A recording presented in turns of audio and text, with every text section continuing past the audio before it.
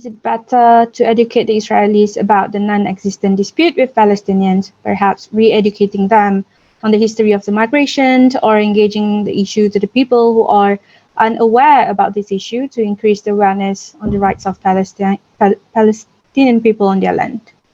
What do you think? Okay, I believe both are equally important.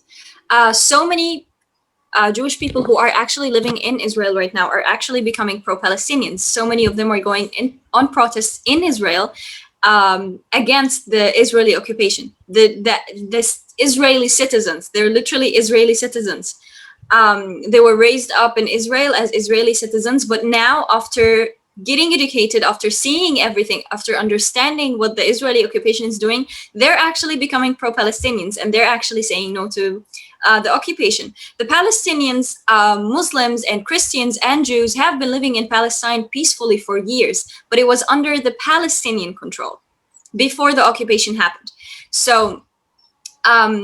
maybe this is related to the anti-Semitism and anti-Zionism. We don't have a problem with the Jews themselves, because many of us Palestinians have friends who are Jews, and many of us see people who are actually supporting Palestine. There are a lot of movements that are supporting Palestine that are led by Jewish people, like Jewish Voices for Peace and so on. So I think it's equally important to educate the Israelis themselves about, because even the Israeli people themselves are being deceived by the Israeli occupation, because they're putting ideas in their heads that are false, that are wrong. And that's what's causing them to actually, help and support the Israeli occupation.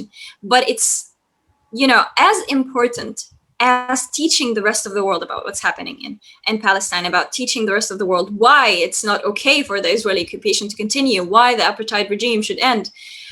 So I believe that it's equally important to teach these and those about what's happening in Palestine, and why the Israeli occupation is basically, let's say, a false state that shouldn't continue and shouldn't be in the Palestinian lands.